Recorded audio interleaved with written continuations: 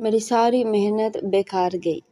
میں صبح سے ان کے آنے کی تیاریوں میں لگی رہی، ان کے لیے اتنا کچھ بنوایا، لیکن انہیں تو کسی چیز کا احساس ہی نہیں ہے۔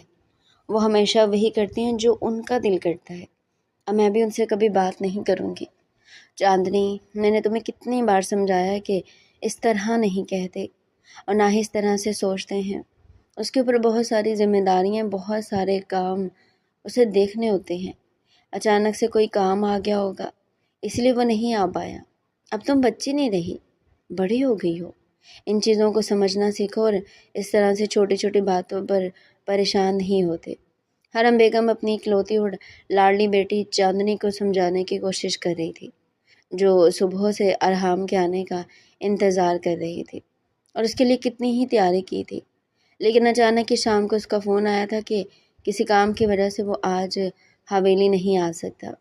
جب سے چاندنی نے یہ بات سنی تھی، نہ تو وہ کسی سے بات کرنے کے لیے تیار تھی اور نہ ہی اس نے کھانا کھایا تھا۔ وہ تو تب سے اپنے کمرے میں بند تھی۔ حرم بیگم اسے سمجھانے کی کوشش کر رہی تھی، لیکن وہ سمجھنے کے لیے تیار ہی نہیں تھی۔ چاندنی ایسے ہی تھی۔ اس کا سارا بچپن ارحام کے ساتھ گزرا تھا۔ حویلی میں وہ سب سے زیادہ ارحام سے ہی اٹیچ تھی۔ یہی وجہ تھی کہ اس سے جڑی چھوٹی چھوٹی باتیں بھی وہ دل پر لے لیتی تھی۔ اچھا چلو اٹھو، کھانا تو کھا لو۔ کھانے سے کیسی ناراضگی؟ تم نے اتنے پیار سے اتنا کچھ بنوایا ہے۔ اماں سائی، مجھے کچھ نہیں کھانا۔ جن کے لیے بنوایا تھا وہ تو آئے ہی نہیں، اور اب جب آئیں گے تو میں نہ تو ان سے بات کروں گی اور نہ ہی انہیں اپنی شکل دکھاؤں گی۔ ان کے لیے بس اپنا کام ضروری ہے۔ انہیں ایک بار بھی میرا خیال نہیں آیا کہ میں کتنے دنوں سے ان کے آنے کا انتظار کر رہی ہوں۔ شہر جا کر وہ مجھے بھول گئے۔ اب میں ان کے لیے اتنی اہم رہی ہی نہیں جتنی پہلے ہوتی تھی۔ وہ بدل گئے ہیں۔ ایسی بات نہیں ہے جاننی، آج بھی تم اس کے لیے اتنی ہی اہم ہو۔ اس لیے تو تمہارے ایک بار کہنے پر وہ اپنے سارے کام کا چھوڑ کر یہاں آنے کے لیے تیار ہو جاتا ہے۔ چلو جب وہ صبح آئے گا نا تو اس کے ساتھ جتنا مرضی لڑ لینا، لیکن ابھی تو اٹھ کر کھانا کھا لو۔ اماں سائیں، مجھے کچھ نہیں کھانا، مجھے بہت نیند آ رہی ہے، میں سونے لگی ہوں۔ حرم بیگم جانتی تھی کہ وہ شدید ناراض ہے اور کسی کی نہیں مانے گی، اس لیے وہ بھی خاموشی سے اٹھ کر کمرے سے باہر چلی گئی تھی۔ ان کے جاتے ہی چاندنی دوبارہ سے بستر پہ چہرہ چھپا کر رونے لگی۔ السلام علیکم دادا جان۔ ارے میرا شیر، آگے تم؟ ہمیں تو لگا تھا تم 2 دن بعد آنے والے ہو۔ جی کام تو 2 دن کا ہی تھا، لیکن کل ہی ختم ہو گیا تھا، اس لیے میں رات کو ہی وہاں سے چل پڑا تھا، یہ سوچ کر کے کہ صبح ناشتے کی ٹیبل پر آپ سب لوگوں کو سرپرائز دوں گا۔ یہ تو بہت اچھا کیا تم نے، ہم تو کب سے تمہارے آنے کا انتظار کر رہے تھے۔ اور ہم رات کو ہی حویلی آ گیا تھا۔ اب صبح ناشتے کی ٹیبل پر سب سے پہلے اپنے دادا کے ساتھ مل کر ان کے ساتھ والی کرسی پر ہی بیٹھ گیا۔ پھوپھو جان، یہ چاندنی کہاں ہے؟ نظر نہیں آ رہی۔ ارحام نے دیکھا کہ کھانے کی ٹیبل پر سبھی لوگ موجود تھے سوائے چاندنی کے۔ وہ بیٹا، اس کی کچھ طبیعت ٹھیک نہیں تھی، اس لیے میں نے اسے جگایا نہیں۔ حرم بیگم نے اسے اصل بات سب کے سامنے نہیں بتائی تھی۔ وہ سب کے سامنے یہ نہیں کہنا چاہتی تھی کہ وہ ارحام کے کل نہ آنے کی وجہ سے ناراض ہے، کیونکہ پہلے ان کی چھوٹی بھابھی عشرت بیگم چھوٹی چھوٹی باتوں پر چاندنی اور حرم بیگم کو نیچا دکھانے کا، برا بھلا کہنے کا کوئی موقع ہاتھ سے جانے نہیں دیتی۔ اس لیے ان کی موجودگی میں وہ یہ بات کہہ کر مزید اپنے بیٹے کے لیے کوئی مشکل کھڑی نہیں کرنا چاہتی۔ ارے پھوپھو جان، کیا ہوا اسے؟ اور آپ نے مجھے پہلے کیوں نہیں بتایا؟ اب کیسی طبیعت ہے اس کی؟ آپ نے ڈاکٹر کو دکھایا؟ ہاں بیٹا، پہلے سے کافی بہتر ہے، بس ہلکا سا بخار ہو گیا تھا، میں نے رات کو دوائی دے دی تھی، اب تو بالکل ٹھیک ہے۔ تم فکر مت کرو اور آرام سے بیٹھ کر ناشتہ کرو۔ چاندنی کی طبیعت کا سن کر ارحام اپنی جگہ سے اٹھ کر کھڑا ہو گیا تھا۔ جب ہی حرم بیگم نے اسے دوبارہ بیٹھ کر سکون سے ناشتہ کرنے کا کہا۔ پھوپھو جان، میں ناشتہ کر لوں گا، پہلے میں ذرا چاندنی کو دیکھاؤں۔ کمرے میں اس وقت بالکل اندھیرا تھا اور وہ اپنے بستر میں گھسی ہوئی تھی۔ ارحام خاموشی سے جا کر اس کے بیڈ پر اسے قریب ہی بیٹھ گیا اور غور سے اس کا چہرہ دیکھنے لگا، جو سوتے ہوئے اور بھی معصوم لگتی تھی۔ ارحام نے اس کے چہرے پر ہاتھ رکھ کے اس کا بخار چیک کرنے کی کوشش کی۔ جب اپنے چہرے پر کسی کا ہاتھ محسوس کر کے چاندنی نے فوراً آنکھیں کھول دی۔ اپنے سامنے وہ ارحام کو دیکھ کر کافی حیران تھی۔ اب کیسی طبیعت ہے تمہاری؟ میں نے کتنی بار کہا ہے کہ اپنا خیال رکھا کرو۔ ضرور تم نے دوبارہ سے کوئی الٹی سیدھی چیز کھا لی ہوگی جس کی وجہ سے طبیعت خراب ہوئی ہے۔ میں ٹھیک ہوں۔ چاندنی فوراً اٹھ کر بیٹھ گئی۔ ہاں تم کتنی ٹھیک ہو، پھپھو جان نے مجھے بتا دیا، اور اب تو تمہیں بخار بھی نہیں ہے، تو پھر ناشتے پر کیوں نہیں آئی؟ چلو اٹھو جلدی سے، میں یہیں پر بیٹھ کر تمہارا انتظار کر رہا ہوں۔ دونوں ساتھ جا کر ناشتہ کریں گے۔ ارحام بیڈ سے اٹھ کر سامنے صوفے پر جا کر بیٹھ گیا تھا۔ چاندنی جو رات اس کے نہ آنے کی وجہ سے اسے کافی زیادہ ناراض تھی، اب اچانک سے اسے اپنے سامنے دیکھ کر اس کی ساری ناراضگی جیسے ختم ہو گئی تھی، لیکن اتنی جلدی اپنی ناراضگی ختم نہیں کرنے والی تھی۔ میں آپ سے ناراض ہوں۔ کل پورا دن میں آپ کا انتظار کرتی رہی، میں نے کتنی تیاری کی تھی، بوا سے کہہ کر آپ کی پسند کی ہر چیز بنوائی تھی، لیکن آپ تو آئے ہی نہیں۔ آپ کے لیے آپ کا کام مجھ سے زیادہ ضروری ہے۔ آپ بدل گئے ہیں، آپ پہلے والے ارحام نہیں رہے۔ او اچھا، تو یہ بات ہے۔ تو کیا ناراضگی ختم نہیں ہو سکتی؟ نہیں، بالکل بھی نہیں۔ اچھا سوری، تمہیں پتہ ہے نا میرے لیے سب سے پہلے تم ہو۔ بس اچانک سے ایک بہت ضروری کام آ گیا تھا، آج معاف کر دو، دوبارہ کبھی ایسا نہیں ہوگا۔ ٹھیک ہے، لیکن میری ایک شرط ہے، آپ مجھے باہر بھی لے کر جائیں گے، میری پسند کی بہت ساری چیزیں بھی لے کر دیں گے، اور مجھے باہر کھانا بھی کھلائیں گے۔ چاندنی اپنے چہرے پر ہاتھ رکھ کے سوچ سوچ کر اسے اپنی شرطیں بتا رہی تھی، جبکہ ارحام تو اسے دیکھ کر مسکرا رہا تھا۔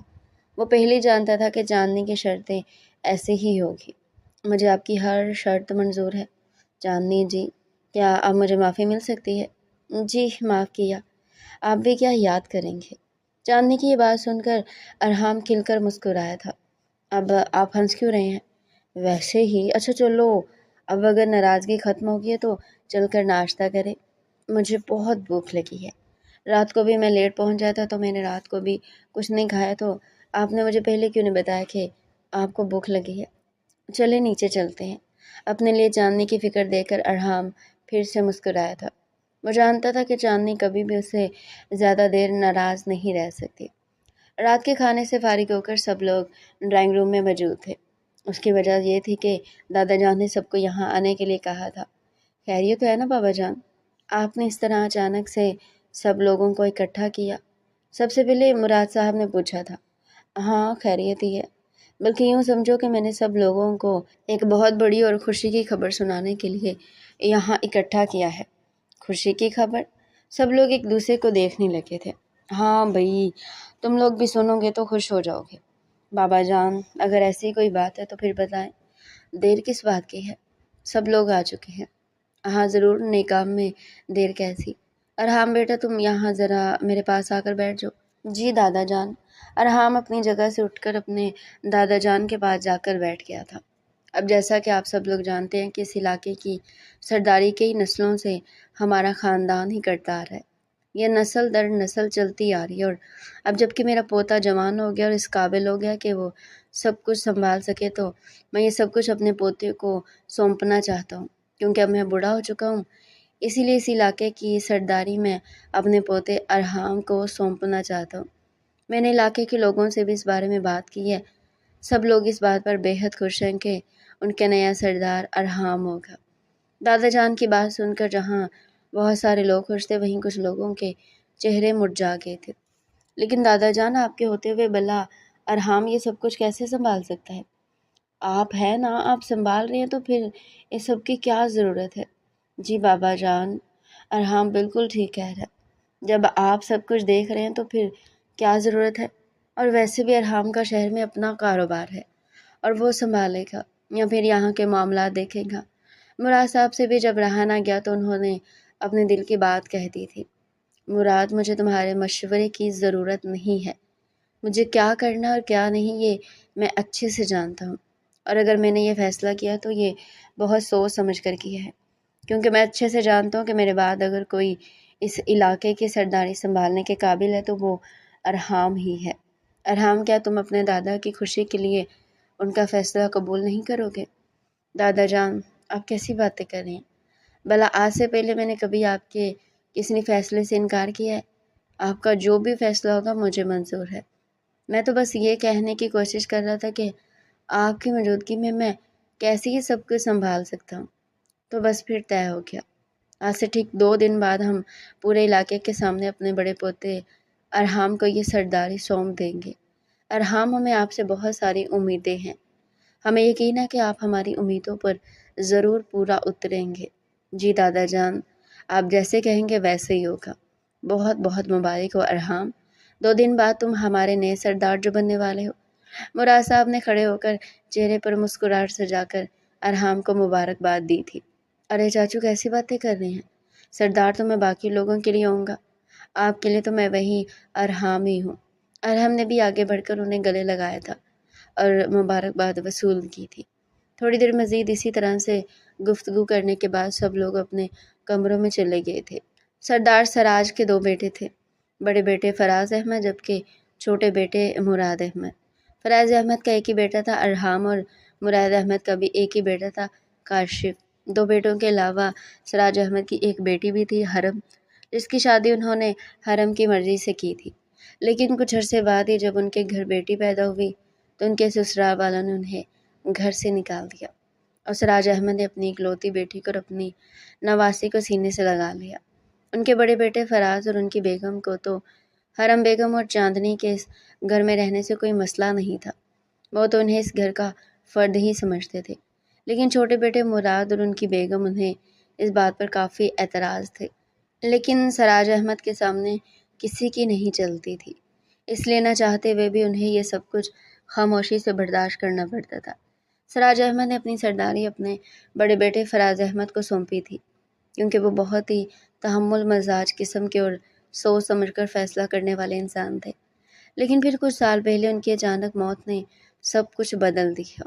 اس وقت ارحام چھوٹا تھا، اسی لیے سراج احمد نے اپنے علاقے کی سرداری دوبارہ سے خود سنبھال لی تھی، کیونکہ انہیں اپنے چھوٹے بیٹے مراد پر بالکل بھی بھروسہ نہیں تھا، اور آگے سے اس کا بیٹا کاشف، وہ بھی اپنے باپ پر گیا تھا۔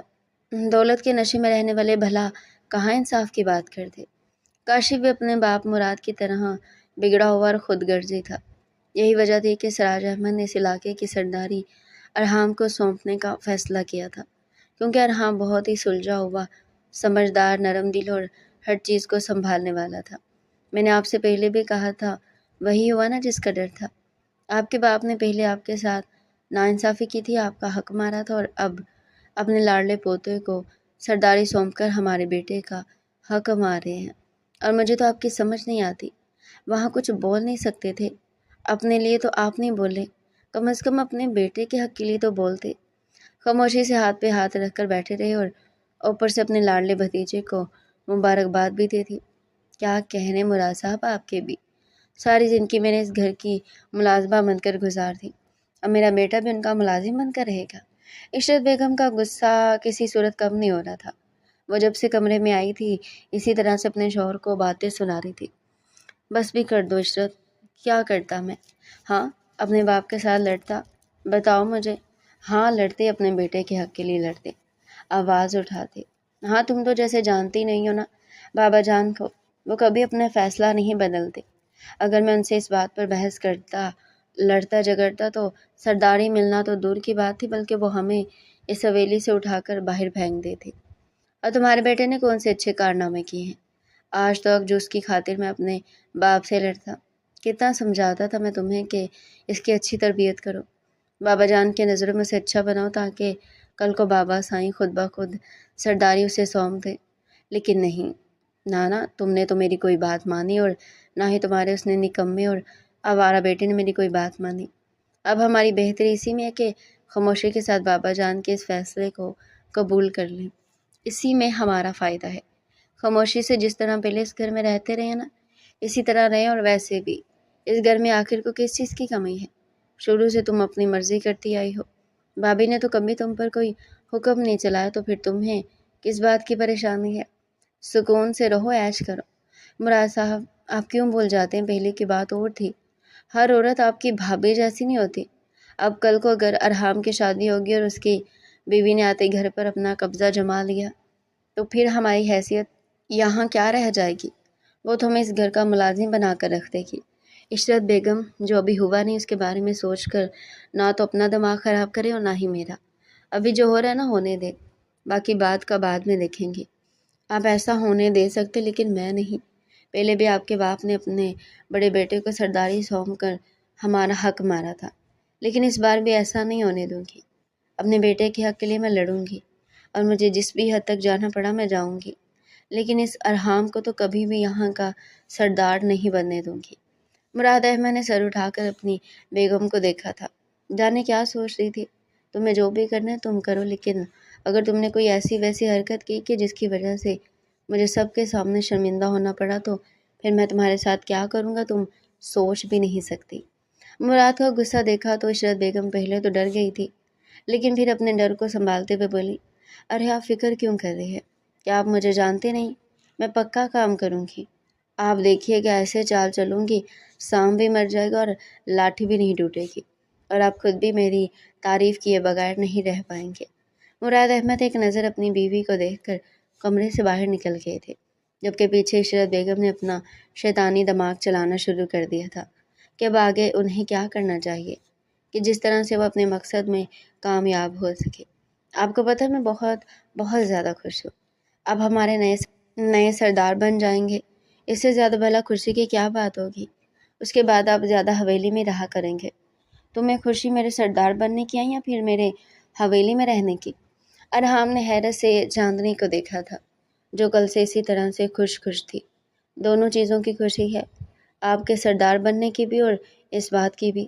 اس کے بعد آپ حویلی میں ہی رہیں گے۔ اچھا جی، تو یہ بات ہے۔ جی بالکل، آپ نے مجھ سے وعدہ کیا تھا کہ آپ مجھے باہر لے کر جائیں گے، اور اب تو آپ سردار بھی بننے والے ہیں، تو اس خوشی میں اب میں دوبارہ زیادہ شاپنگ کروں گی۔ ہاں بالکل، میں نے وعدہ کیا تھا۔ جلدی سے تیار ہو جاؤ، ہم باہر چلتے ہیں، جتنی مرضی کی چیزیں خرید لینا۔ چلے ٹھیک ہے، میں بس 5 منٹ میں جلدی سے تیار ہو کر آتی ہوں۔ چاندنی نے خوشی خوشی اپنا وہ ڈریس نکالا تھا جو اسے سب سے زیادہ پسند تھا، اور تیار ہونے چلی گئی تھی۔ یہ تم اتنا بن ٹھن کر کہاں جا رہی ہو اس وقت؟ وہ ممانی جان، میں ارحام کے ساتھ باہر جا رہی ہوں۔ چاندنی اپنے کمرے سے نکلی تھی جب سامنے سے آتی عشرت بیگم نے اسے دیکھ لیا تھا۔ بب اسے سڑتا پاؤں تک گھوٹتے ہوئے پوچھ رہی تھی، یہ ارحام کیا ہوتا ہے؟ بائی کہا کرو اسے، بڑا ہے تم سے، اور یہ تم کیا اتنا تیار ہو کر بن ٹھن کر اس کے ساتھ باہر نکل جاتی ہو؟ کوئی شرم ہے لحاظ تم میں ہے بھی یا نہیں؟ یا پھر اپنی ماں کی طرح بے شرم ہو؟ تمہارے باپ نے تمہاری ماں کی انہی حرکتوں کی وجہ سے اسے چھوڑ دیا تھا۔ پہلے اس کے ساتھ چکر چلایا اور شادی کر لی، اور بعد میں باس نہ آئی، اور پھر دونوں ماں بیٹی آ کر ہمارے سر پر مسلط ہو گئی۔ اب تمہارے بھی چال چلن بالکل اپنی ماں جیسے ہی ہیں۔ کل کو اگلے گھر جاؤ گی تو وہ بھی سب دیکھ کر گھر واپس بھیج دے گا۔ ممانی جان، آپ نے مجھے جو بھی کہنا ہے کہیے، لیکن اماں سائیں کے بارے میں کچھ مت کہیں۔ اچھا، تو اب تم مجھے بتاؤ گی کہ مجھے کیا کہنا چاہیے اور کیا نہیں؟ جو سچ ہے نا، میں تو وہی کہہ رہی ہوں۔ ویسے تو یہ بات تمہاری ماں کو تمہیں سمجھانی چاہیے تھی، لیکن خیر وہ تو خود ایسی ہی ہے، تمہیں کیا سمجھائے گی؟ میری بات مانو تو اپنے مستقبل کا سوچو۔ اس طرح کے چال چلن اچھے نہیں ہوتے، اور کچھ نہ صحیح تو کم از کم اس حویلی کی عزت کا ہی خیال کر لو۔ عشرت بیگم اپنی ساری نفرت اور غصہ چاندنی پر نکال رہی تھی، اور وہ بس خاموشی سے ان کی ہر بات برداشت کرتی آنسو بہا رہی تھی۔ یہ آپ کس طرح سے بات کر رہی ہیں؟ چچی جان، آپ میری بڑی ہیں، اس لیے میں آپ کا لحاظ کر جاتا ہوں، ورنہ جس قسم کے الفاظ آپ استعمال کرتی ہیں ان کا جواب دینا مجھے بہت اچھے طریقے سے آتا ہے۔ آج کے بعد چاندنی سے دور رہیے گا، اور خبردار اگر آپ نے آج کے بعد چاندنی یا پھر پھپھو کے بارے میں کوئی بھی الٹی سیدھی بات کی تو مجھ سے برا کوئی نہیں ہوگا۔ چلو چاندنی۔ ارحام جو باہر کافی دیر سے چاندنی کا انتظار کر رہا تھا، جب وہ نہ آئی تو وہ خود ہی اندر آ گیا تھا۔ جب اس نے دیکھا کہ عشرت بیگم چاندنی سے کس طرح سے بات کر رہی ہیں، اس نے آتے بنا کوئی لحاظ کیے انہیں ان کی اہمیت بتا دی تھی، اور چاندنی کا ہاتھ پکڑ کر اسے اپنے ساتھ لے گیا۔ بڑا آیا مجھے بتانے والا کہ مجھے کیا کرنا ہے اور کیا نہیں، اس کا بھی کوئی نہ کوئی بندوبست کرتی ہوں۔ دیکھتے ہیں آخر کو کب تک اس کی چلتی ہے اس حویلی میں۔ عشرت بیگم نفرت سے کہہ کر اپنے کمرے میں چلی گئی تھی۔ اچھا اب رونا تو بند کرو، تمہیں میں نے پہلے بھی کتنی بار سمجھایا کہ چچی جان کی باتوں کو دل پر نہ لیا کرو، وہ تو کچھ بھی کہتی رہتی ہیں۔ ارحام، وہ مجھ سے اور اماں سائیں سے اتنی نفرت کیوں کرتی ہیں؟ چاندنی کے سوال پر ارحام نے گاڑی چلانے کے ساتھ ساتھ حیرت سے اس کی طرف دیکھنا تھا، جو اپنے آنسو صاف کرنے کے ساتھ ساتھ اس سے پوچھ رہی تھی، پاگل لڑکی، تم سے کس نے کہہ دیا کہ وہ تم سے اور پھپھو جان سے نفرت کرتی ہے؟ بس تھوڑی غصے والی ہے، اس لیے کسی بات پر انہیں غصہ آ جاتا ہے اور تمہیں ڈانٹ دیتی ہے۔ ایسی کوئی بات نہیں۔ نہیں ارحام، آپ نہیں جانتے وہ مجھ سے اور اماں سائیں سے نفرت کرتی ہیں۔ میں اتنی چھوٹی بچی نہیں ہوں کہ ان کے لہجے میں چھپی نفرت کو محسوس نہ کر سکوں۔ وہ بار بار میرے سامنے اماں سائیں کے لیے غلط الفاظ استعمال کرتی ہیں، انہیں برا کہتی اور مجھے یہ بات بالکل بھی اچھی نہیں لگتی۔ چاندنی، تم کیوں ان باتوں کو اپنے ذہن پر سوار کرتی ہو؟ بھول جاؤ ساری باتوں کو۔ کون کیا کہتا ہے تمہیں اس سے فرق نہیں پڑنا چاہیے۔ اور میں ہوں نا، اب تو ویسے بھی میں زیادہ وقت یہیں رہا کروں گا، حویلی میں، اس لیے تمہیں نہ تو کسی سے ڈرنے کی ضرورت ہے اور نہ ہی کسی بارے میں فکر کرنے کی ضرورت ہے۔ میں ہوں نا، میں سب سنبھال لوں گا، اور جب تک میں ہوں کوئی بھی پھپھو جان پر اور تم پر انگلی اٹھانے کی ہمت نہیں کرے گا۔ آپ مجھ سے وعدہ کریں، آپ کبھی بھی اماں سائیں اور میرے ساتھ کچھ غلط نہیں ہونے دیں گے۔ چاندنی، کیا تمہیں مجھ پر بھروسہ نہیں ہے؟ کیا بچپن سے لے کر اب تک میں نے تمہاری حفاظت نہیں کی، تمہارا خیال نہیں رکھا؟ کیا پھپھو جان کو عزت نہیں دلائی؟ ایسی بات نہیں ہے۔ میں جانتی ہوں آپ کی اور دادا جان کی وجہ سے ہی میں اور اماں سائیں حویلی میں عزت سے رہ رہی ہیں، ورنہ عشرت ممانی اور مراد ماموں تو کبھی بھی ہمیں اس حویلی میں نہ رہنے دیتے، تو بس پھر فکر کس بات کی ہے؟ میں اور دادا جان ابھی بھی تم لوگوں کے ساتھ ہیں اور ہمیشہ رہیں گے۔ چلو اب اپنا موڈ اچھا کرو، کیونکہ ہم نے آج بہت ساری شاپنگ کرنی ہے۔ چاندنی نے بھی مسکرا کر ارحام کی طرف دیکھا تھا، ساری باتوں کو بھول کر پہلے کی طرح اس سے باتیں کرنے میں مگن ہو گئی تھی۔ لالا، آپ سوچ نہیں سکتے میں کتنا خوش ہوں۔ مجھے اماں سائیں نے اس بارے میں بتایا تو مجھ سے رہا نہیں گیا، میں فوراً آپ سے ملنے کے لیے آ گیا۔ آپ کو بہت بہت مبارک ہو۔ کاشف ارحام کے گلے لگتے ہوئے اسے مبارکباد دینے لگے۔ ارحام نے بھی اسے گلے لگایا تھا اور اس کی مبارکباد وصول کی تھی۔ آپ نے مجھے بتایا بھی نہیں۔ اچھا ہوا کہ اماں سائیں نے بتا دیا اور میں آج ہی حویلی پہنچ گیا، ورنہ میں تو کل کا فنکشن مس کر دیتا۔ کل حویلی میں بہت بڑا فنکشن رکھا گیا تھا، اسی فنکشن میں ہی سردار سراج نے اپنے پوتے کو سرداری کے عہدے پر فائز کرنا تھا۔ ایسی بات نہیں ہے، مجھے لگا تم اپنے کسی ضروری کام کی وجہ سے گئے ہو تو تمہیں ڈسٹرب کرنا میں نے مناسب نہیں سمجھا۔ ارے لالا، کیسی باتیں کر رہے ہیں؟ میرے لیے بھلا آپ سے زیادہ ضروری کیا ہو سکتا ہے؟ اچھا چھوڑیں ان ساری باتوں کو، میں نے اس خوشی میں آپ کے لیے ایک پارٹی رکھی ہے، آج کی رات کا تھوڑا وقت آپ ہمیں بھی دے دیں۔ میرے سارے دوست پہنچ چکے ہیں، بس آپ کا انتظار ہے، اس لیے میں خود آپ کو لینے آیا ہوں۔ کاشف، اس کی کیا ضرورت تھی؟ مجھے ایک بہت ضروری کام کرنا تھا آفس کا۔ کیا یار لالا، میں نے آپ کے لیے اتنا کچھ کیا ہے، اتنے انتظامات کیے اور اب آپ انکار کر رہے ہیں؟ میرے دوست کیا سوچیں گے؟ لیکن ٹھیک ہے، اگر آپ نہیں آنا چاہتے تو… ارے نہیں، میں نے انکار کب کیا ہے؟ تم نے اتنی محبت سے سب کچھ کیا تو بھلا میں کیسے نہ ہوں؟ لیکن صرف 1 گھنٹے کے لیے، کیونکہ مجھے بہت سارا کام دیکھنا ہے۔ ٹھیک ہے لالا، کوئی بات نہیں، 1 گھنٹہ بھی کافی ہوگا، بس آپ آ جائیں، چاہے 10 منٹ کے لیے آئیں۔ کاشف دوبارہ سے ارحام کے گلے لگا تھا۔ تھینک یو سو مچ لالا، آپ نے میری بات مان لی۔ اب جلدی سے تیار ہو کر آ جائیں، میں نیچے ہی بیٹھ کر آپ کا انتظار کر رہا ہوں، پھر دونوں ساتھ نکلیں گے۔ ہاں ٹھیک ہے، تم چلو، میں بس تھوڑی دیر میں آتا ہوں۔ ماشاء اللہ، میرے بچوں کو کسی کی نظر نہ لگے، دونوں بھائی کتنے خوش لگ رہے ہیں۔ عشرت بیگم آگے بڑھی تھی اور دونوں کو پیار کرنے لگی۔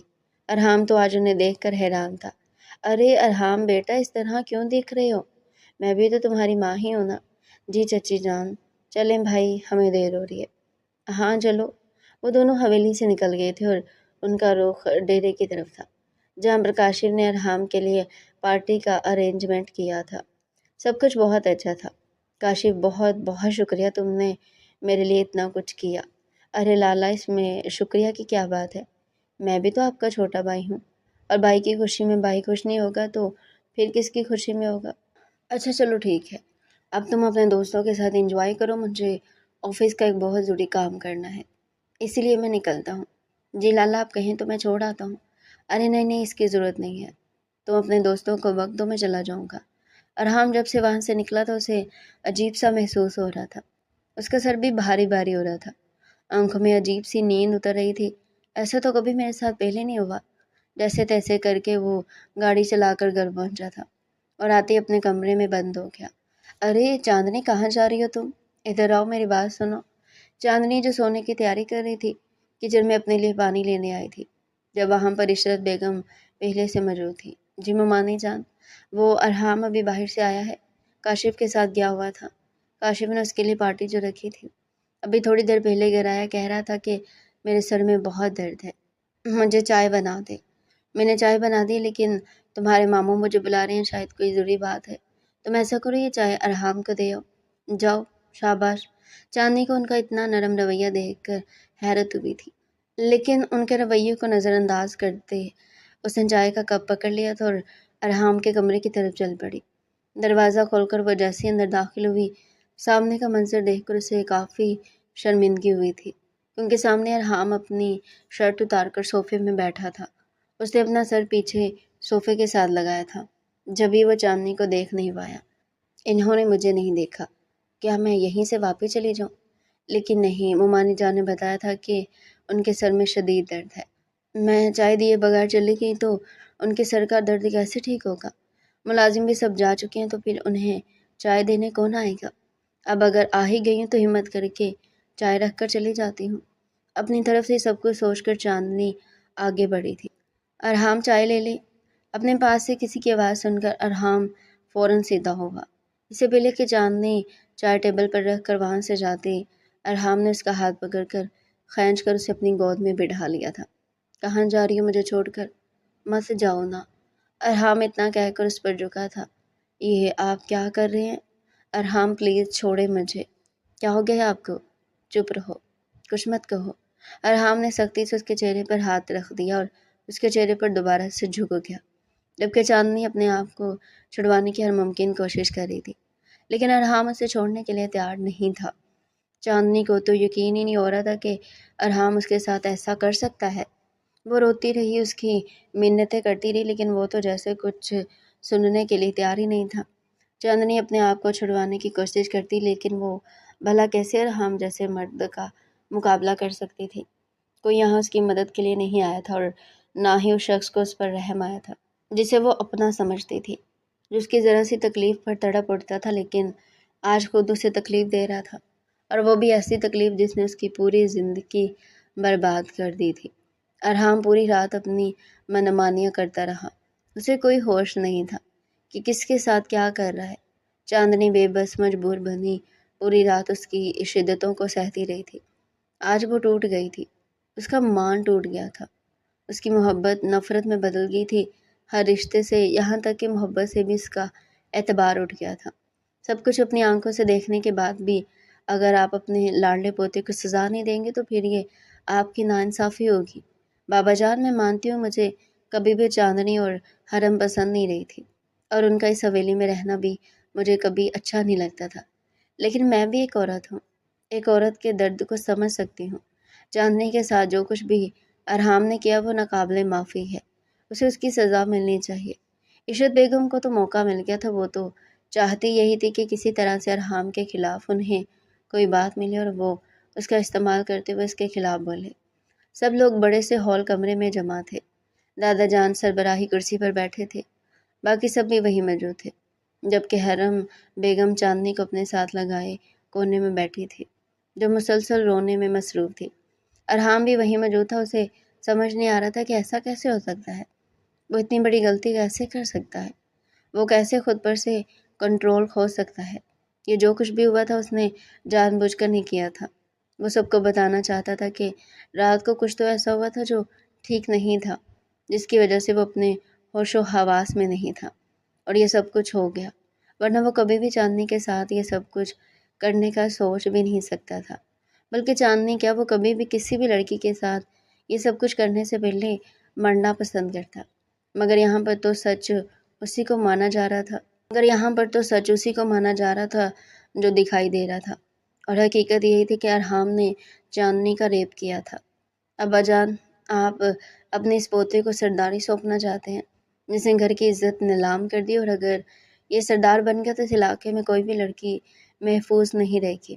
ساری زندگی آپ مجھے میرے بیٹے کے نکمے ہونے کے طعنے دیتے رہے، لیکن میرا بیٹا جیسا بھی ہے کم از کم اس نے گھر کی عزت پر ہاتھ نہیں ڈالا۔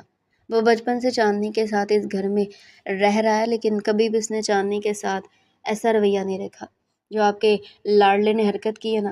دادا جان خاموشی سے سب کچھ دیکھ رہے تھے۔ ابا جان، اب خاموش ہونے کا وقت نہیں، بلکہ فیصلہ کرنے کا وقت ہے۔ ارحام، تم نے مجھے کہیں منہ دکھانے کے قابل نہیں چھوڑا۔ سب کچھ سب کے سامنے ہے۔ اب تم اس بات سے مکر نہیں سکتے کہ تم نے کچھ نہیں کیا۔ تم نے اپنے ہی گھر کی عزت کو نیلام کیا، اور اس کے لیے ہم تمہیں کبھی معاف نہیں کر سکتے۔ تمہاری سزا حرم اور چاندنی ہی طے کریں گی۔ وہ تمہیں جو بھی سزا دینا چاہیں گی دے سکتی ہیں۔ دادا جان اپنا فیصلہ سنا کر چپ ہو گئے تھے، جبکہ ارحام سر جھکا کر بیٹھا تھا۔ بولو چاندنی بیٹا، تم نے اپنے مجرم کو کیا سزا دینا چاہتی ہو؟ حرم، تم بتاؤ، تم اپنی بیٹی کے مجرم کو کیا سزا دینا چاہتے ہو؟ ابا جان، میں مجبور ماں کسی کو کیا سزا دوں گی؟ میرے پاس تو کچھ رہا ہی نہیں۔ آپ کو جو بھی فیصلہ کرنا ہو آپ کر سکتے ہیں، میرے پاس کہنے کو کچھ نہیں ہے۔ ارحام نے کرب اور اذیت سے اپنی پھپھو کی طرف دیکھا تھا، جو اسے جان سے زیادہ پیاری تھی۔ ان کی ذرا سی تکلیف پر وہ تڑپ جاتا تھا، اور آج ان کی وجہ سے وہ اس قدر اذیت میں تھی۔ چاندنی بیٹا، تم بتاؤ، دادا جان ان سے کہیں یہاں سے چلے جائیں، میں انہیں دیکھنا نہیں چاہتی، اور دوبارہ کبھی میرے سامنے نہ آئے، کیونکہ میں ان سے شدید نفرت کرتی ہوں۔ پلیز ان سے کہیں میری آنکھوں کے سامنے سے چلے جائیں، نہیں تو میں خود کو ختم کر لوں گی۔ چاندنی کہہ کر اپنے کمرے میں چلی گئی تھی۔ حرم بیگم بھی اس سے پیچھے ہی چلی گئی تھی۔ ارحام، آج سے تمہارا اس حویلی سے اور اس حویلی میں رہنے والے لوگوں سے کوئی تعلق نہیں، اور میں تمہیں اپنی جائیداد سے آگ کرتا ہوں۔ تمہارا ہم سے کوئی تعلق نہیں۔ اب دوبارہ کبھی پلٹ کر یہاں مت آنا۔ دادا جان اپنا فیصلہ سنا کر چلے گئے تھے۔ ارحام بے یقینی سے انہیں دیکھ رہا تھا۔ دیکھا، میں نے آپ سے کہا تھا نا، اس مرتبہ میں کام پکا کروں گی۔ دیکھا کیسے میں نے اس ارحام کو راستے سے ہٹایا ہے، نہ صرف حویلی سے بلکہ بابا جان نے تو اسے جائیداد سے ہی آگ کر دیا۔ اب اگر سب کچھ ہمارے بیٹے کا ہے، یہ گھر بھی، یہ حویلی بھی، اور یہ سرداری بھی۔ عشرت بیگم کی خوشی کی انتہا نہ تھی۔ کیا مطلب ہے اس بات کا؟ مراد صاحب کو اس کی بات سمجھ نہیں آئی تھی۔ کچھ نہیں، آپ چھوڑیں، بس خوشی منائیں۔ کاشف کو یہاں کی سرداری مل گئی تھی۔ ارحام کو گئے ہوئے 1 مہینہ گزر گیا تھا۔ دادا جان اپنے کمرے تک محدود ہو کر رہ گئے تھے۔ نہ تو وہ حویلی کے معاملات میں کچھ کہتے تھے اور نہ ہی کسی سے ملتے تھے۔ حویلی کے معاملات عشرت بیگم نے سنبھال لیے تھے، اور باقی یہ سارے معاملات کاشف اور مراد صاحب نے۔ حرم اور چاندنی بھی اپنے کمروں تک ہی محدود رہتی تھی۔ چاندنی، تمہیں جانا ہوگا ارحام کے ساتھ، ورنہ تم میرا مرا منہ دیکھو گی۔ حرم بیگم فیصلہ سناتی بولی تھی۔ آپ مجھے مار دے ماں، صحیح میں اس کے ساتھ رخصت نہیں ہو سکتی۔ وہ قاتل ہے میری معصومیت کا۔ کم عمری کی محبت کا فائدہ اٹھایا اس نے۔ میں کبھی نہیں بھول سکتی وہ سب۔ چاندنی سرخ چہرہ لیے گر آئی تھی۔ تم کانٹریکٹ سائن کر چکی ہو، اب کچھ نہیں ہو سکتا۔ چاہو تو 2 کروڑ بھر دو اور آزاد ہو جاؤ۔ وہ حساب کا بقا کسی طور نہیں چھوڑے گا۔ حرم بیگم اس کے اٹل ارادوں سے آگاہ کرتی جانے لگی کہ سرد نظروں والے ارحام سے ٹکرائی۔ چاندنی نے 1 ہفتہ پہلے کسی شخص سے نکاح کیا تھا، کیونکہ اسے پیسوں کی ضرورت تھی۔ اس کے دادا جان کافی بیمار تھے اور شہر کے ہسپتال میں تھے۔ جب کاشف نے اور عشرت بیگم نے پیسے دینے سے انکار کر دیا اور مراد احمد اس وقت حویلی میں موجود نہیں تھے، جب بھی چاندنی نے بنا کچھ سوچے سمجھے، بنا کچھ جانے اس شخص سے نکاح کا فیصلہ کر لیا جسے وہ جانتی تک نہیں تھی۔ یہ ایک کانٹریکٹ میرج تھی۔ اس شخص کا کہنا تھا کہ چاندنی کو 2 سالوں تک اس رشتے کو نبھانا ہوگا۔ چاندنی خاموشی سے مان گئی تھی، اور اس وقت وہ یہ نہیں جانتی تھی کہ وہ شخص کوئی اور نہیں بلکہ ارحام ہے، مگر اس بات کا اندازہ اس سے اب ہوا تھا، اور ارحام اسے لینے حویلی آیا تھا تو وہ جانے سے انکار کر رہی تھی۔ یہ سوچتی وہ غصے سے پاگل ہو گئی تھی کہ وہ شخص جس نے اسے کانٹریکٹ نکاح کیا تھا وہ کوئی اور نہیں بلکہ ارحام تھا۔ اگر مجھے پہلے معلوم ہوتا کہ وہ شخص صاف ہے تو میں کبھی بھی یہ نکاح نہ کرتی۔ ابھی اسی وقت اس نکاح کو ختم کرو، مجھے آپ کے ساتھ کہیں نہیں جانا۔ ٹھیک ہے، اگر تم میرے ساتھ نہیں جانا چاہتی تو مجھے اس بات پر کوئی اعتراض نہیں۔ کانٹریکٹ کے مطابق تم 2 کروڑ مجھے دے دو تو میں تمہیں آزاد کر دیتا ہوں، اور اگر تم 2 کروڑ نہیں دے سکتی تو 2 سالوں کے لیے تمہیں میری بیوی بن کر رہنا ہوگا۔ تمہارے پاس سوچنے کے لیے صرف 10 منٹ ہے، کیونکہ میرے پاس زیادہ وقت نہیں ہے۔ ارحام اپنی بات کہہ کر وہاں رکا نہیں تھا، بلکہ اپنا ضروری سامان لینے کے لیے اپنے کمرے میں چلا گیا تھا۔ اماں، صحیح سے اچھا ہے کہ میں اپنی جان لے لوں، لیکن اس شخص کے ساتھ میں کبھی نہیں جاؤں گی۔ چاندنی کچن کی طرف بھاگی تھی۔ حرم بیگم بھی اس کے پیچھے تھی۔ چاندنی، رک جاؤ، میری بات سنو۔ ایسا کچھ مت کرنا، اور کچھ نہ صحیح تو اپنی بوڑھی ماں کی طرف دیکھو۔ تمہارے علاوہ میرا کون ہے؟ رک جاؤ میری بچی، ایسا کچھ مت کرو۔ نہیں اماں، صحیح، مجھے مر جانے دے۔ مجھے تو اسی وقت مر جانا چاہیے تھا جب اس شخص نے مجھے اپنی ہوس کا نشانہ بنایا تھا۔ چاندنی چھری اٹھا کر اپنی کلائی پر چلانے والی تھی جب کسی نے آ کر اس کا ہاتھ پکڑ لیا۔ اتنی جلدی بھی کیا ہے مرنے کی؟ پہلے میرے ساتھ حساب تو برابر کر لو۔ جب تک تم اپنا کانٹریکٹ پورا نہیں کر دیتی تم اپنی جان بھی نہیں لے سکتی، اور دوبارہ ایسی حرکت کرنے کی کوشش بھی مت کرنا ورنہ مجھ سے برا کوئی نہیں ہوگا۔ ارحام نے چھری اس کے ہاتھ سے کھینچ کر دور پھینکی تھی۔ آپ سے برا کوئی اور ہے بھی نہیں۔ یہ تو تمہیں بہت جلد پتہ چل جائے گا کہ میں کتنا اچھا اور کتنا برا ہوں۔ اب اگر تمہارے ڈرامے ختم ہو گئے ہوں تو مجھے بتاؤ کہ تم نے کیا فیصلہ کیا ہے؟ میرے 2 کروڑ مجھے دے رہی ہو یا پھر میرے ساتھ چل رہی ہو؟ چاندنی بنا کوئی جواب دیے خاموشی سے وہاں سے چلی گئی تھی۔ اپنا بہت سارا خیال رکھنا میری بچی، میری فکر مت کرنا، میں بالکل ٹھیک ہوں، تم بس اپنا بہت سارا خیال رکھنا۔ آخرکار چاندنی ارحام کے ساتھ جانے کے لیے تیار ہو گئی تھی، کیونکہ اس کے علاوہ اس کے پاس کوئی دوسرا راستہ بھی نہ تھا۔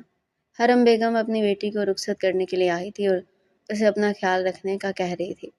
ان کی آنکھوں میں بے تحاشا آنسو تھے۔ انہوں نے کبھی سوچا بھی نہ تھا کہ اپنی اکلوتی اور لاڈلی بیٹی کو وہ اس طرح سے رخصت کریں گی، لیکن شاید قسمت کو یہی منظور تھا۔ اپنی ماں سے مل کر چاندنی بھی گاڑی میں بیٹھ گئی تھی اور ارحام نے گاڑی سٹارٹ کر دی۔ ارحام اسے اپنے شہر والے گھر لے آیا تھا۔ ان دونوں کو یہاں آئے ہوئے 2 دن گزر گئے تھے، لیکن چاندنی نے ارحام سے کوئی بات نہیں کی تھی۔ وہ الگ کمرے میں رہتی تھی اور پورا دن کمرے میں گزار دیتی تھی۔ آپ یہاں کیا کر رہی ہیں؟ کیوں میں تمہارے کمرے میں نہیں آ سکتا؟ نہیں، بالکل بھی نہیں۔ میں اگر اس گھر میں آ گئی ہوں تو اس کا مطلب یہ نہیں کہ میں آپ کی مرضی کے مطابق رہوں گی اور آپ جو چاہیں گے وہ کریں گے۔ ارحام کو اپنے کمرے میں دیکھ کر چاندنی کو پھر سے غصہ آنے لگا تھا۔ چاندنی، میں یہاں صرف تم سے بات کرنے کے لیے آیا ہوں، کیا ہم بیٹھ کر آرام سے بات نہیں کر سکتے؟ بات کرنے کے لیے ہمارے بیچ میں کچھ باقی نہیں رہا، بہتر ہے کہ اب یہاں سے چلے جائیں۔ چاندنی، ایک مرتبہ میری بات سنو۔ دیکھو جو کچھ بھی ہوا اس میں میری غلطی نہیں تھی، میں نے کچھ بھی جان بوجھ کر نہیں کیا، لیکن پھر بھی اگر تم مجھے قصوروار سمجھتی ہو تو مجھے معاف کر دو، مجھے ایک موقع دو، میں سب کچھ ٹھیک کر دوں گا۔ کیا کہا؟ آپ کی غلطی نہیں تھی؟ اتنا سب کچھ ہو جانے کے بعد بھی آپ یہ کہہ رہے ہیں کہ آپ کی غلطی نہیں تھی؟ واقعی غلطی آپ کی نہیں، غلطی میری تھی، میں نے آپ پر خود سے زیادہ بھروسہ کیا، آپ سے محبت کی، میری یہ غلطی تھی جس کی سزا مجھے آج مل رہی ہے۔ اور کیا کہا آپ نے؟ آپ کو ایک موقع دوں؟ اس وقت کیوں آپ کو میں نظر نہیں آئی؟ میں روتی رہی، آپ کی منت کرتی رہی، لیکن آپ نے ابھی کیا کہا؟ آپ سب کچھ ٹھیک کر دیں گے؟ تو بتائیں کیسے ٹھیک کریں گے آپ؟ کیا آپ میری عزت واپس لا سکتے ہیں؟ بتائیں مجھے، میری اماں سائیں کے ساتھ جو ظلم ہوا کیا اس کا مداوع ہو سکتا ہے؟ میں نے اور میری ماں نے جو تکلیف برداشت کی اس کا ازالہ ہو سکتا ہے؟ میری معصومیت ختم ہوگی، میری زندگی تباہ ہوگی، کیا اس سب کا ازالہ ہو سکتا ہے؟ نہیں نا، تو پھر آپ کیسے کہہ سکتے ہیں کہ سب کچھ ٹھیک ہو جائے گا؟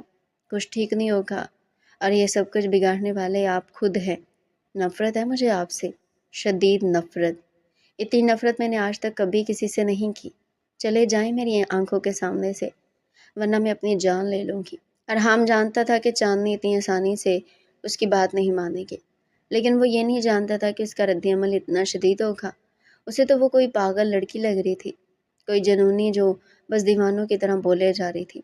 ارحام کو اندازہ بھی نہیں تھا کہ جو کچھ ہوا تھا اس نے چاندنی کے ذہن پر کتنا برا اثر ڈالا تھا، لیکن آج اس کی حالت دیکھ کر اسے ایک مرتبہ پھر سے خود پر غصہ آیا تھا۔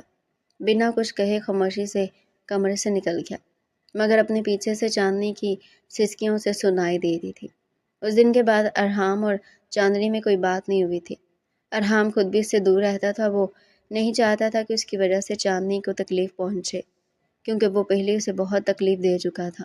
اس نے تو یہ نکاح اس تکلیف کا ازالہ کرنے کے لیے کیا تھا، چاندنی کو اپنا نام دینے کے لیے کیا تھا، تاکہ کوئی اس پر انگلی نہ اٹھائے، لیکن وہ تو اس کے ساتھ رہتے ہوئے زیادہ تکلیف میں تھی، اور یہی بات ارحام کے لیے ناقابل برداشت تھی۔ کیا ہوا تمہیں؟ طبیعت تو ٹھیک ہے نا؟ چاندنی، میں تم سے بات کر رہا ہوں، کچھ پوچھ رہا ہوں، بتاؤ مجھے کیا ہوا ہے تمہیں؟ کچھ نہیں ہوا مجھے، میں بالکل ٹھیک ہوں، دور رہے مجھ سے۔ ارحام کل رات سے دیکھ رہا تھا کہ چاندنی کی طبیعت کچھ ٹھیک نہیں ہے، لیکن اسے لگا کہ شاید اس کا وہم ہے، مگر آج صبح کچن میں ناشتہ بناتے ہوئے بھی چاندنی نے اپنا سر تھام رکھا تھا جب اچانک سے وہ گرنے لگی تھی۔ اس سے پہلے کہ وہ گرتی ارحام کچن میں آ رہا تھا، اسے دیکھتے ہی فوراً اس کی طرف بڑھا، اسے گرنے سے پہلے تھام چکا تھا۔ تمہیں تو بہت تیز بخار ہو رہا ہے، تم نے مجھے بتایا کیوں نہیں؟ پاگل لڑکی، یہ کون سا طریقہ ہوتا ہے؟ ناراضگی اپنی جگہ، لیکن اپنا خیال تو رکھا کرو۔ میں اپنا خیال بہت اچھے طریقے سے رکھ سکتی ہوں، مجھے آپ کی ضرورت نہیں ہے۔ جانتا ہوں تمہیں میری ضرورت نہیں ہے، میں بس اس زندگی میں تمہارا ساتھ دینا چاہتا ہوں۔ چلو اٹھو میرے ساتھ، ہاسپٹل چلو۔ ہاتھ چھوڑو میرا، مجھے کہیں نہیں جانا، میں بالکل ٹھیک ہوں، اتنے سے بخار سے مر نہیں جاؤں گی۔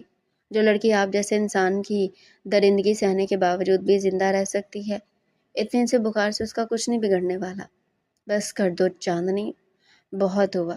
میں تم سے نرمی سے بات کرتا ہوں، اس کا مطلب یہ نہیں کہ تمہارے منہ میں جو آئے گا تم بولتی جاؤ گی۔ کیوں برا لگ رہا ہے اپنے بارے میں یہ سب کچھ سن کے؟ میں نے کیا غلط کہا ہے؟ ٹھیک ہی تو کہہ رہی ہوں، کیا نہیں؟ آپ ایک دی بیسٹ۔ چاندنی بس۔ غصے میں ارحام کا ہاتھ اٹھ گیا تھا اور ایک زوردار تھپڑ چاندنی کے چہرے پر نشان چھوڑ گیا۔ وہ جو پہلے اپنے دکھ سے سر کو سنبھالتے ہوئے کچن میں موجود تھی، ارحام کا تھپڑ کیسے برداشت کر سکتی تھی؟ وہ وہی نیچے گر گئی تھی۔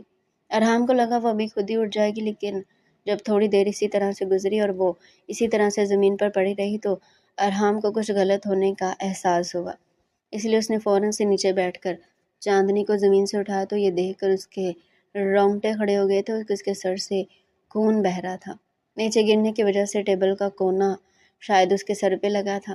ارحام تو اس کی یہ حالت دیکھ کر جیسے خود پاگل ہو گیا تھا۔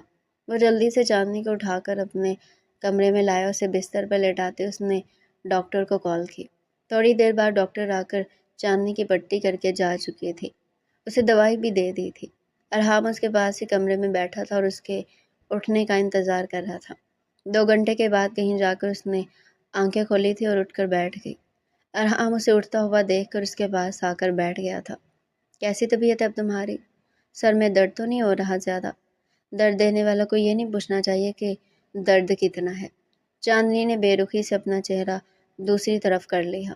میں جانتا ہوں میری غلطی ہے، آئی ایم سوری، مجھے معاف کر دو۔ میرا مقصد ہرگز بھی تمہیں تکلیف پہنچانا نہیں تھا، لیکن جو الفاظ تم نے استعمال کیے تھے وہ سن کر میری برداشت کی حد ختم ہو گئی تھی۔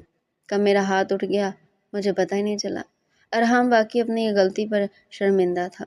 باقی آپ کو ایسا لگتا ہے کہ میں نے آپ کے لیے کوئی غلط اور نامناسب الفاظ استعمال کیے تھے؟ میں نے تو وہی کہا تھا جو آپ نے کیا۔ اس وقت یہ سب کچھ کرتے ہوئے آپ کو شرمندگی محسوس نہیں ہوئی؟ اور آج آپ کو یہ الفاظ اپنے لیے غیر مناسب لگتے ہیں؟ میں تمہارا غصہ سمجھ سکتا ہوں، میں مانتا ہوں کہ مجھ سے غلطی ہوئی، لیکن میں نے کوئی گناہ نہیں کیا۔ یہ سب کچھ کسی نے جان بوجھ کر کیا ہے، پر میں اس شخص کو بہت جلدی بے نقاب بھی کروں گا۔ میں مانتا ہوں جو کچھ بھی ہوا وہ نہیں ہونا چاہیے تھا، لیکن جتنے سارے واقعے سے انجان تم تھی اتنا ہی میں بھی تھا۔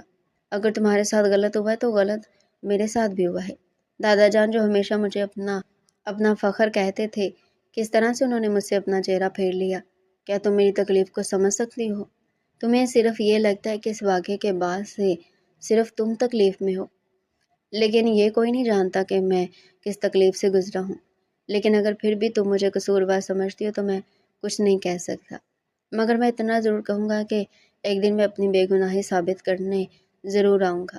تم اگر یہاں نہیں رہنا چاہتی تو اپنی تیاری کر لو، میں آج شام کو ہی تمہیں حویلی واپس چھوڑ آؤں گا۔ ارحام اپنی بات کہہ کر وہاں سے اٹھا تو اور باہر کی طرف چل پڑا، لیکن جانے سے پہلے وہ دوبارہ سے واپس پلٹا۔ اپنا خیال رکھنا اور یہ دوا ٹائم پر لے لینا۔ یہ کہتے وہ مزید وہاں نہیں رکا تھا اور کمرے سے باہر نکل گیا۔ پیچھے چاندنی حیرت سے اس کا یہ روپ دیکھ رہی تھی۔ اس کی آنکھوں میں واقعی میں چاندنی کو ایک تکلیف، ایک کرب دکھائی دیا تھا۔ مان ٹوٹنے کی تکلیف، کچھ کھو جانے کی تکلیف۔ تو کیا واقعی وہ سچ کہہ رہا تھا؟ کیا واقعی وہ بھی کسی سازش کا شکار ہوا تھا؟ نہیں، ایسا کیسے ہو سکتا ہے؟ وہ جھوٹ بول رہے ہیں، اپنے آپ کو صحیح ثابت کرنے کے لیے ایسا کہہ رہے ہیں۔ میں نے ان کی کتنی منتیں کی تھی، انہیں ایک بار بھی مجھ پر ترس نہیں آیا۔ وہ ظالم ہے، جھوٹے ہیں، دھوکے باز ہیں، ریپسٹ ہیں، اور میں یہ بات کبھی نہیں بھولوں گی اور نہ ہی انہیں بھولنے دوں گی۔ چاندنی دکھتے سر کے ساتھ بستر سے اٹھی تھی اور اس نے اپنا سامان باندھنا شروع کر دیا تھا، کیونکہ وہ خود بھی یہاں نہیں رہنا چاہتی تھی۔ ارحام اسے حویلی واپس چھوڑ آیا تھا یہاں اسے اپنے ساتھ لانے کا اس کا مقصد یہی تھا کہ وہ چاندنی سے بات کرے گا اور اسے سمجھائے گا، اپنے اور اس کے درمیان کی غلط فہمی کو دور کرے گا۔ لیکن چاندنی کا رویہ ہر گزرتے دن کے ساتھ برے سے برا ہوتا جا رہا تھا۔ ارحام سمجھ چکا تھا کہ وہ کبھی بھی اس کی بات پر یقین نہیں کرے گی، اس لیے اس نے اسے واپس بھیجنا ہی بہتر سمجھا تھا، اور اب اس نے سوچ لیا تھا کہ وہ پوری تیاری کے لیے ساتھ جائے گا اور سارے ثبوت لے کر جائے گا تاکہ اپنی بے گناہی ثابت کر سکے۔ اسے لوگوں کی باتوں سے فرق نہیں پڑتا تھا، اسے اگر فرق پڑتا تھا تو چاندنی سے پڑتا تھا، جو اس پر بھروسہ نہیں کر رہی تھی، اور اپنے دادا جان سے پڑتا تھا، جن کی آنکھوں میں ہمیشہ اس نے اپنے لیے مان دیکھا تھا۔ اسے دولت جائیداد سے کوئی غرض نہیں تھی، لیکن وہ اپنا کھویا ہوا مان واپس پانا چاہتا تھا۔ میں کیوں سوچ رہی ہوں ان کے بارے میں؟ میرا دل یہ ماننے کے لیے تیار کیوں نہیں ہوتا کہ مجھے ان سے نفرت ہے؟ نفرت کرتی میں ان سے۔ انہوں نے میری زندگی برباد کی، مجھے رب مسائیں کو کہیں منہ دکھانے کے قابل نہیں چھوڑا، پھر بھی یہ دل کیوں ان کے لیے فکر مند ہوتا ہے، کیوں ان کے بارے میں سوچتا ہے؟ کیا کروں؟ مجھے کچھ سمجھ نہیں آ رہی۔ اگر کوئی اور مجھ سے یہ کہتا تو میں کبھی کسی کی بات پر بھروسہ نہ کرتی، لیکن جو کچھ خود انہوں نے میرے ساتھ کیا، میں کیسے اس بات کو فراموش کر دوں، کیسے اس بات کو نظر انداز کر دوں؟ چاندنی جب سے وہاں سے واپس آئی تھی اسے ایک لمحے کے لیے بھی سکون نہیں مل رہا تھا۔ بار بار ارحام کا چہرہ اس کی آنکھوں کے سامنے آتا تھا، اور وہ نہ چاہتے ہوئے بھی اس کے بارے میں سوچنے لگتی تھی۔ کیا سوچ رہی ہو میری جان؟ جب سے وہاں سے ہو کر آئی ہو اسی طرح سے گمسم رہنے لگی ہو؟ آخر ایسا بھی کیا ہو گیا ہے؟ کیا ارحام نے تمہیں وہاں کچھ کہا تھا؟ حرم بیگم جو ہر وقت اپنی بیٹی کے لیے پریشان رہتی تھی، اس وقت اس کا سر اپنی گود میں رکھ کر اس کے بالوں میں ہاتھ پھیرتی نرمی سے اس سے پوچھ رہی تھی۔ نہیں اماں سائیں، ایسی کوئی بات نہیں ہے۔ تو پھر کیسی بات ہے؟ جب سے تم وہاں سے آئی ہو الجھی سی لگ رہی ہو، اپنی اماں کو بھی نہیں بتاؤ گی تو کیا بات ہے؟ چاندنی اب اٹھ کر ان کے سامنے بیٹھ گئی تھی۔ اماں وہ کہتے ہیں کہ وہ بے قصور ہے، انہوں نے کچھ بھی جان بوجھ کر نہیں کیا، ان کے ساتھ بھی دھوکا ہوا اور انہیں پھنسایا گیا ہے۔ جتنی زیادتی میرے ساتھ ہوئی ہے نا، اتنی ناانصافی ان کے ساتھ بھی ہوئی ہے۔ جو نظر آ رہا ہے وہ پورا سچ نہیں ہے اماں۔ آخر سچ کیا ہے؟ میں جاننا چاہتی ہوں۔ میرا دل یہ ماننے کے لیے کیوں تیار نہیں ہوتا کہ وہ میرے مجرم ہیں؟ اماں آپ مجھے بتائیں میں کیا کروں؟ مجھے کچھ سمجھ نہیں آ رہی۔ میری جان تم صبر کرو اور انتظار کرو، وقت ہر چیز کا ازالہ کر دیتا اور ہر چیز کی حقیقت سامنے لے آتا ہے۔ اگر ارحام واقعی سچ ہے تو اللہ تعالیٰ اس کی بے گناہی ضرور سب کے سامنے لے کر آئیں گے۔ تم بس اس وقت کا انتظار کرو اور اللہ سے دعا کرو کہ جو بھی ہو تم دونوں کے حق میں بہتر ہو۔ تم یہاں کیا کر رہے ہو؟ اتنا سب کچھ ہو جانے کے بعد تمہاری ہمت کیسے بھی حویلی میں قدم رکھنے کی؟ دادا جان نے خود تمہیں اس حویلی سے نکالا تھا، بھول گئے؟ انہوں نے تمہیں اپنی جائیداد سے بھی آگ کر دیا ہے، تو پھر اب کس ناطے اور کس منہ سے یہاں آئے ہو؟ ارحام جس نے کہا تھا کہ وہ ٹھیک 1 مہینے بعد آئے گا اور وہ اپنی بات کا پکا نکلا تھا۔ ٹھیک 1 مہینے بعد وہ حویلی واپس آیا تھا۔ جب اسے دیکھتے ہی کاشف بھڑک اٹھا۔ اتنی بھی کیا جلدی ہے چھوٹے بھائی؟ مجھے یہاں سے بھیجنے کی بھی ابھی تھوڑا انتظار کر لو، چلا جاؤں گا، لیکن اس سے پہلے مجھے کچھ ضروری کام کرنے ہیں، وہ کر لوں۔ کون سا کام؟ تم اپنا سامان پچھلی مرتبہ جب آئے تھے تو لے گئے تھے، اب تمہارا یہاں پر کچھ نہیں ہے۔ عشرت بیگم بھی آگے بڑھی تھی۔ میری پیاری چچی جان، میرا یہاں پر کیا کچھ ہے اور کیا نہیں، ابھی تھوڑی دیر میں آپ سب کو پتہ چل جائے گا۔ کیا مطلب ہے تمہاری اس بات کا؟ اب کون سی نئی چال چلنے کے لیے یہاں آئے ہو؟ پہلے کیا تم نے کم حویلی والوں کو رسوائی کی ہے جو کوئی نیا تماشا لگانے لگے ہو؟ چچا جان آپ تو خاموش ہی رہے، میں تو اس تماشے کو انجام تک پہنچانے آیا ہوں جو آپ کی بیوی اور آپ کے بیٹے نے لگایا تھا۔ ارحام کی بات سن کر عشرت بیگم اور کاشف کا تو رنگ اڑ گیا تھا۔ یہ کیا کہہ رہے ہو تم؟ کون سا تماشا ہم نے لگایا ہے؟ اتنی بھی کیا جلدی ہے؟ تھوڑا انتظار کر لیں، سب کچھ پتہ چل جائے گا۔ دادا جان بھی سربراہی کرسی پر آ کر بیٹھ گئے تھے اور ہال نما کمرے میں گھر کے سبھی لوگ موجود تھے۔ ارحام نے سارے ثبوت دادا جان کے سامنے پیش کر دیا تھا۔ دادا جان میں مانتا ہوں کہ اس رات مجھ سے غلطی ہوئی ہے، جو کچھ ہوا وہ نہیں ہونا چاہیے تھا، لیکن یہ سب کچھ میں نے جان بوجھ کر نہیں کیا، اس کے پیچھے قصوروار کوئی اور ہے۔ یہ سب کچھ چچی جان اور کاشف نے مل کر کیا تھا، کیونکہ وہ نہیں چاہتے تھے کہ میں اس علاقے کا نیا سردار بنوں۔ وہ بس کسی بھی طرح کچھ بھی کر کے مجھے یہاں سے ہٹانا چاہتے تھے، اسی لیے انہوں نے یہ گھٹیا کھیل کھیلا اور اپنے اس گھٹیا کھیل میں چاندنی کا استعمال کیا۔ اس رات جب میں کاشف کے ساتھ اس پارٹی میں گیا تھا جو اس نے میرے لیے رکھی تھی، وہاں پر واپسی پر اس نے مجھے جوس پلایا تھا۔ اس جوس میں اس نے ایسی دوا ملائی تھی کہ انسان اپنے اوپر سے کنٹرول کھو دے اور ایک سمجھدار باشعور انسان بھی وحشی بن جائے۔ میرے ساتھ بھی یہی ہوا تھا، اور اوپر سے چچی جان نے جان بوجھ کر اس رات چاندنی کو میرے کمرے میں بھیجا تھا چائے دینے کے لیے، جبکہ میں نے تو ان سے چائے مانگی ہی نہیں تھی۔ یہ سب ان کی پلاننگ تھی کہ میں چاندنی کو دیکھتی اپنا کنٹرول کھو دوں گا اور وہ لوگ اپنے مقصد میں کامیاب ہو جائیں گے، اور ایسا ہی ہوا تھا۔ لیکن اب ان کی حقیقت سب کے سامنے آ چکی ہے۔ عشرت بیگم اور کاشف تو ہکا بکا ایک دوسرے کو دیکھ رہے تھے۔ یہ سب جھوٹ ہے بابا سائیں، یہ الزام لگا رہا ہے ہم پر۔ ہم اپنے آپ کو بچانے کے لیے، اپنی بد کرداری کو چھپانے کے لیے مجھ پر اور میرے بیٹے پر الزام لگا رہا ہے۔ بس کر دے چچی جان، بہت بول لیا آپ نے، اور بہت سن لیا میں نے۔ یہ سارے ثبوت یہاں پر موجود ہیں، یہ ساری حویلی کی ریکارڈنگ جو آپ نے جان بوجھ کر چاندنی کو میرے کمرے میں بھیجا تھا، جب آپ کاشف کے ساتھ مل کر میرے خلاف یہ گھٹیا پلان بنا رہی تھی، سب اس میں موجود ہے۔ اور یہ ڈیرے کی ریکارڈنگ ہے، اس دن کی جس دن کاشف نے میرے لیے پارٹی رکھی تھی، اور اس میں بآسانی دیکھا جا سکتا ہے کہ کس طرح سے کاشف جوس میں دوائی ملا کر میرے پاس لایا تھا، اور اس نے زبردستی مجھے وہ جوس پلایا تھا۔ اب آپ دونوں خود سے اپنا جرم قبول کریں گے یا اس کے لیے مجھے کوئی دوسرا طریقہ اختیار کرنا پڑے گا؟ بابا سائیں ہمیں معاف کر دیں، ہم سے بہت بڑی غلطی ہوگی، ہم لوگ ایسا کرنا نہیں چاہتے تھے، بس جانے انجانے میں غلطی ہوگی، آپ کو اللہ کا واسطہ میں معاف کر دیں۔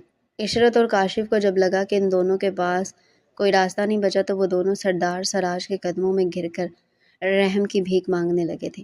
ہم چاندنی سے بھی معافی مانگ لیں گے، ارحام سے بھی معافی مانگ لیں گے، بس آپ ہمیں معاف کر دیں۔ ساری حقیقت جان کر چاندنی کے تو پیروں کے نیچے سے زمین نکل گئی تھی۔ اس کا دل ٹھیک کہتا تھا، ارحام واقعی اس کا مجرم نہیں تھا، لیکن اس نے اسے کیا کچھ نہیں کہا تھا، اور وہ بے قصور ہوتے ہوئے بھی اس کی ہر بات کو سہتا گیا، جبکہ زیادتی تو ارحام کے ساتھ بھی ہوئی تھی۔ سب کے سامنے اسے رسوا کیا گیا تھا، اس کے کردار پر انگلی اٹھائی گئی تھی۔ تم دونوں نے جو کیا ہے وہ ناقابل معافی ہے۔ تم لوگوں نے نہ صرف ایک بے گناہ پر الزام لگایا، بلکہ تم لوگوں کی وجہ سے ایک ایسا گناہ ہوا جو نہیں ہونا چاہیے تھا۔ میری معصوم بچی کے دامن پر اس کے کردار پر جو داغ لگا تم لوگوں کی وجہ سے، اس کے لیے میں تم لوگوں کو اتنی آسانی سے معاف نہیں کروں گا۔ جیسا کہ میں نے ارحام کے ساتھ کیا تھا، اسے جائیداد سے آگ کر دیا تھا اور حویلی سے نکال دیا تھا، اور اب جب کہ وہ بے قصور ثابت ہو گیا ہے اور قصوروار تم لوگ ہو، تو اسی سزا کے مستحق تم لوگ ہوگے۔ کاشف کو میں نے اپنی ساری جائیداد سے آگ کیا، اور اسے سرداری کا عہدہ بھی میں واپس لیتا ہوں، اور آج سے تم لوگوں کے اس حویلی میں کوئی تعلق نہیں۔ جن لوگوں نے اس حویلی کی عزت کو نیلام کیا، وہ اس حویلی میں رہنے کے حقدار نہیں ہیں۔ تم دونوں اپنا ٹھکانہ کہیں اور ڈھونڈ لو۔ شام تک دونوں میں سے کوئی بھی مجھے یہاں دکھائی نہ دے، ورنہ مجھ سے برا کوئی نہیں ہوگا۔ دادا جان پلیز ایک موقع دے دیں، معاف کر دیں۔ ارحام بھائی آپ کہیں نا کہ ہمیں معاف کر دے۔ چاندنی تم کہو ہم سے غلطی ہو گئی ہے، ہمیں معاف کر دے۔ عشرت اور کاشف دونوں کبھی ارحام کے قدموں میں گرتے تھے تو کبھی چاندنی کے، لیکن کوئی بھی انہیں معاف کرنے کے لیے تیار نہیں تھا۔ سب لوگ ان سے چہرہ موڑ کر اپنے اپنے کمروں میں چلے گئے تھے۔ کیا کہا تھا میں نے تم سے؟ کتنا سمجھایا تھا کہ کوئی ایسی حرکت مت کرنا کہ جس کی وجہ سے حویلی میں رہنے سے بھی جائیں۔ وہی ہوا نا جس کا ڈر تھا۔ اپنی بے وقوفی کی وجہ سے گھر اور یہ جائیداد، اس میں تھوڑا بہت حصہ تھا، وہ بھی گیا۔ اب کہاں جائیں گے؟ در در کی ٹھوکریں کھائیں گے ہم لوگ۔ کتنے عیش اور سکون سے اس حویلی میں زندگی گزارے تھے، لیکن نہیں، تو ماں بیٹے پر تو سرداری لینے کا جنون سوار تھا۔ لے لی سرداری، ہو گیا شوق پورا۔ ساری زندگی عشرت بیگم تم نے اس حویلی میں عیش کی گزاری، کسی نے تمہیں کسی چیز کے لیے روک ٹوک نہیں کی، لیکن تمہیں تو عیش کی زندگی بھی ہضم نہ ہوئی۔ ضرورت کیا تھی اتنا گھٹیا کھیل کھیلنے کی؟ اور اب جو تم لوگوں نے کیا نا اس کی سزا بھی دونوں بھگتوں، میں اس معاملے میں کچھ نہیں کر سکتا۔ اپنا سامان سمیٹو، یہاں سے نکل جاؤ۔ مراد آپ ہمارے ساتھ ایسے نہیں کر سکتے، میں نے اپنی ساری زندگی آپ کو دی ہے، آپ ایسے کیسے مجھے اور کاشف کو نکال سکتے ہیں؟ ہاں تو کیا کروں؟ تم لوگوں کی غلطی کی سزا خود بھی بھگتوں اور یہ سب کچھ چھوڑ کر یہاں سے تم لوگوں کے ساتھ چل پڑوں اور وہاں جا کر در در کی ٹھوکریں کھاؤں؟ میں اتنا بے وقوف نہیں ہوں، اور غلطی تو تم دونوں نے کی ہے تو سزا بھی بھگتو، مجھ سے کسی قسم کی کوئی امید مت رکھنا۔ عشرت بیگم تو اپنے شوہر کے تیور دیکھ کر حیران تھی۔ جس شوہر کی ہر بات غلط بات پر انہوں نے اس کا ساتھ دیا تھا، آج وہی شوہر انہیں اکیلا چھوڑ کر ایک طرف ہو گیا تھا، اور آج عشرت بیگم کو یہ بات سمجھ آ گئی تھی کہ دولت کے سامنے کوئی رشتہ اہمیت نہیں رکھتا۔ وہ دونوں حویلی سے جا چکے تھے، کیونکہ جانتے تھے کہ اگر یہاں رہے تو سردار سراج کے قہر سے انہیں کوئی نہیں بچا پائے گا۔ یہ بھی اچھا تھا کہ انہوں نے ان کو اتنی آسانی سے جانے کی اجازت دے دی تھی۔ بیٹا کب تک اسی طرح سے بیٹھی رہو گی؟ جو کچھ ہوا اسے بھول جاؤ، قسمت میں یہی لکھا تھا۔ اب تو ارحام کی بے گناہی بھی ثابت ہوگی ہے۔ میں چاہتی ہوں کہ تم اس کے ساتھ اپنی نئی زندگی کی شروعات کرو اور پرانی ساری باتوں کو بھول جاؤ۔ کب تک اس طرح سے تم لوگ الگ الگ زندگی گزارو گے؟ وہ مجھے پسند نہیں کرتے، میں نے انہیں کیا کچھ نہیں کہا، وہ مجھے ان سب کے لیے معاف نہیں کریں گے۔ میں ارحام کو بہت اچھے سے جانتی ہوں، وہ کبھی بھی تمہیں اس بات کی سزا نہیں دے گا۔ وہ صرف اس وجہ سے دور ہے کیونکہ اسے لگتا ہے کہ تم اس کے ساتھ یہ رشتہ نہیں نبھانا چاہتی۔ اگر تم اپنی رضامندی ظاہر کرو گی تو مجھے یقین ہے کہ وہ بھی اس میں تمہارا ساتھ دے گا۔ اما سائن، کیا آپ کو واقعی لگتا ہے کہ وہ میرا ساتھ چاہتے ہیں؟ ہاں بالکل، اسی لیے تو اس نے تم سے نکاح کیا تھا، تمہیں عزت اور تحفظ دینے کے لیے۔ اب تم بھی پرانی ساری باتیں بھول کر اپنی نئی زندگی کا آغاز کرو۔ آج حویلی میں جشن کا سما تھا کیونکہ آج ارحام سردار کے عہدے پر فائز ہوا تھا۔ سب لوگ مبارکباد دے رہے تھے۔ دادا جان کی خوشی کی بھی کوئی انتہا نہ تھی۔ ان کا پوتا، ان کا غرور جو واپس لوٹ آیا تھا، انہیں تو پہلے ارحام پر یقین تھا، لیکن سب کو دکھانے کے لیے انہوں نے اسے سزا سنائی تھی۔ لیکن وہ جانتے تھے ارحام بہت جلد اصل مجرموں کو سامنے لے آئے گا۔ پورا دن اسی طرح مصروفیت میں گزرا تھا۔ جب رات کو وہ تھکا ہارا اپنے کمرے میں آیا تو سامنے کا منظر دیکھ کر وہ حیران ہو گیا۔ سامنے چاندنی سرخ رنگ کی خوبصورت ساڑی پہن کر اچھے طریقے سے تیار ہو کر اس کے انتظار میں کھڑی تھی۔ ایک لمحے کے لیے تو اسے لگا کہ شاید وہ کسی غلط کمرے میں آ گیا ہے، لیکن یہ کمرہ تو اسی کا تھا۔ تم یہاں میرے کمرے میں کیوں؟ میں آپ کے کمرے میں نہیں آ سکتی؟ ویسے بھی یہ کمرہ میرا بھی ہے۔ اچھا، تو بہت جلدی خیال نہیں آ گیا تمہیں؟ ارحام، میں جانتی ہوں میں نے آپ کے ساتھ بہت بدتمیزی کی ہے، لیکن میں نے بھی سب کچھ جان بوجھ کر نہیں کیا۔ آپ پلیز مجھے اس کے لیے معاف کر دیں۔ میں اپنی پوری زندگی آپ کے ساتھ جینا چاہتی ہوں۔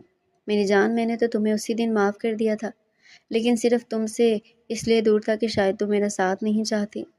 لیکن اب جب کہ تم خود اس رشتے کو آگے بڑھانا چاہتی ہو تو بھلا مجھے اس بات پر کیا اعتراض ہوگا؟ ارحام نے آگے بڑھ کر اسے اپنے سینے سے لگایا تھا۔ چاندنی نے بھی پرانی ساری باتیں بھول کر ارحام کو تھام لیا تھا۔ آج وہ دونوں خوش تھے اور اپنی مرضی سے ایک دوسرے کے ساتھ تھے۔ تو ڈیئر ریڈر، یہ تھا آج کا انٹرسٹنگ ناول۔ مزید ایسے انٹرسٹنگ ناول ہمارے چینل پر ڈیلی سننے کے لیے چینل کو سبسکرائب کریں، ویڈیو کو لائک کریں اور کمنٹ سیکشن میں اپنی رائے لازمی دیں۔